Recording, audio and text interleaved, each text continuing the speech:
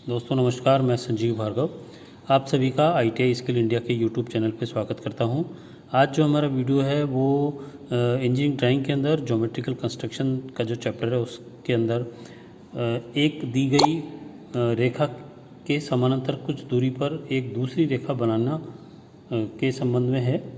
To draw a another line at same distance in parallel of a given line, यानी कि जो हमारी एक लाइन दी गई है उसके समानांतर में हम दूसरी लाइन को किस तरह से बनाएंगे उसके बारे में। तो इसमें जो किताब के अंदर रचना दे रखी है पहले उसको पढ़ लेते हैं, समझ लेते हैं, उसके बाद मैं आपको बना के भी दिखाऊंगा। तो इसके अंदर जो रचना दे रखी है वो है कि एक हम 50 मिलीमीटर लंबी एक रेखा AB खींचेंगे। दी गई रेखा की एक सरल रेखा CD खींचेंगे। A तथा B के नज़दीक क्रमशः बिंदु A व 2 बनाएंगे। बिंदु 1 व 2 पर CD जो रेखा हमने नीचे खींची हुई है उसकी बराबर की त्रिज्या का जो चाप है वो लेंगे। बिंदु 1 व 2 पर रोलर ड्रा या सेट स्क्वायर की सहायता से क्रमशः E व F पर मिलाने वाले लंब डालेंगे। बिंदु E व F को मिलाएंगे। अब दी गई दूरी CD पर रेखा EF रेखा AB के समानांतर होगी। तो यहाँ पर हम चित्र भी देख लेते हैं कि हमारे पास दो रेखाएं हैं AB और CD। इस AB के ऊपर हम 1 और 2 बिंदु लगा लेंगे। इस 1 और 2 बिंदु से प्रकार की सहायता से प्रकार के अंदर एक चाप भरेंगे जो कि CD के बराबर होगा, और बिंदु 1 से लेकर के इस तरह से चाप लगाएंगे और बिंदु 2 से लेकर के इस तरह से चाप लगाएंगे। अब जो हमारे पास चाप आए हैं इस AB रेखा के समानांतर में रोलर ड्रा या सेट स्क्वायर की सहायता से पैरेलल आगे उसको सरका के लेके जाएंगे, और इस चाप की जो अंतिम पॉइंट होगा हमारे पास हाईएस्ट पॉइंट उस पर से स्पर्श करते हुए एक लाइन खींचेंगे। तो हमारे पास ये जो लाइन है एक बिंदु पे और 2 बिंदु पे जो खींचा हुआ है, और जो चाप हमारा जहाँ पे कटता है वहाँ पे जो बिंदु आएगा उसको हम E और F लिख देंगे, और यहाँ पर एक पैरेलल लाइन खींच देंगे जो कि हमारी A और B के समानांतर में होगी। अब मैं आपको इसको बनाकर दिखाता हूँ कि इसको किस तरह से बनाया जा सकता है। सबसे पहले यहाँ पर हम एक लाइन खींचेंगे। लाइन खींचते समय ध्यान रखना चाहिए कि आपकी पेंसिल की नोक बारीक होनी चाहिए, और बारीक होने के साथ साथ अगर आपकी पेंसिल H या 2H की हो तो ज़्यादा अच्छी रहेगी, क्योंकि HB की पेंसिल जो मैं काम में ले रहा हूँ वो आपको वीडियो में दिखाई नहीं देता, इसलिए उसको काम में लेना पड़ रहा है। अन्यथा छात्रों को H या 2H की पेंसिल ही ड्राइंग बनाते समय काम में लेनी चाहिए, क्योंकि वो काला नहीं करती और बार बार टूटती भी नहीं है। तो यहाँ हमने एक रेखा खींची, उसके ऊपर हमने एक बिंदु A और एक बिंदु B कुछ दूरी पे ले लिए, इसका नाम रख दिया AB।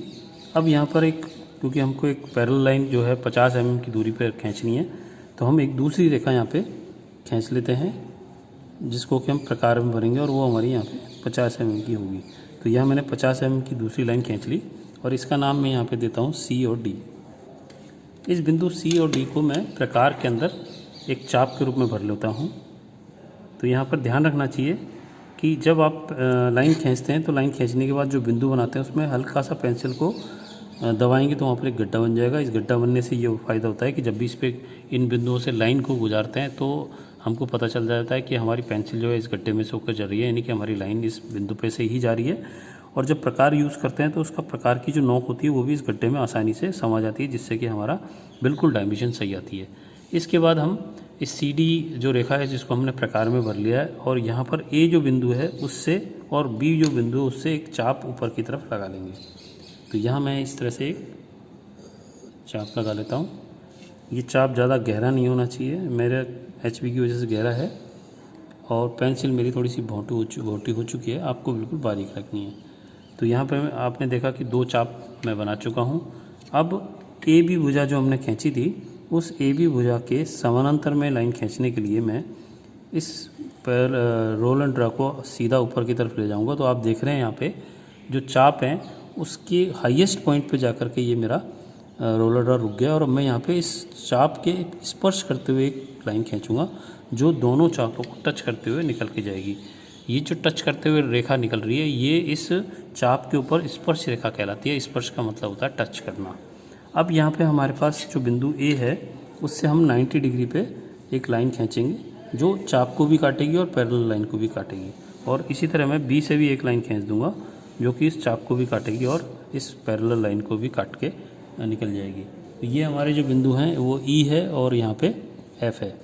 तो अब ये जो हमारी रेखा ए बी है, इसके समानांतर में हमारी रेखा ई एफ जो समानांतर है, क्योंकि इसकी डिस्टेंस जो बी से लेकर के एफ की वो 50 है और ए से लेकर के ई की है वो भी 50 है। दोनों डिस्टेंस बराबर होने पर ही ये लाइन हमारी पैरेलल कहलाएगी। पैरेलल का मतलब होता है समानांतर, समानांतर का मतलब होता है कि इसको कहीं से भी आप नापोगे तो इसकी जो डिस्टेंस है वो हमेशा बराबर रहनी चाहिए। तो यहाँ पे हमने एक प्रैक्टिस कर ली कि एक सरल रेखा के समानांतर में दूसरी सरल समानांतर रेखा किस तरह से खींची जा सकती है। तो यदि आपको ये मेरा वीडियो अच्छा लगे तो इसको लाइक करें, शेयर करें, दोस्तों के बीच में शेयर करें, और अगर आप मेरे चैनल पर पहली बार आएँ तो उसको सब्सक्राइब करके बेल आइकन को क्लिक करें, जिससे कि आपको आने वाले पूरे वीडियो समय पे मिलते रहें। मेरा विचार है कि मैं ITI से संबंधित जो वर्कशॉप कैलकुलेशन और इंजीनियरिंग ड्राइंग के सब्जेक्ट है उसका पूरा कोर्स जो है इस मेरे चैनल पे डालूँ, जिससे कि बच्चे को टीचर के उसके साथ ना होने पे घर पे भी वो वीडियो में देख सके और अपनी नॉलेज को बढ़ा सके। तो आज के लिए इतना ही। नमस्कार, धन्यवाद, जय हिंद, जय भारत। आपका दिन शुभ हो।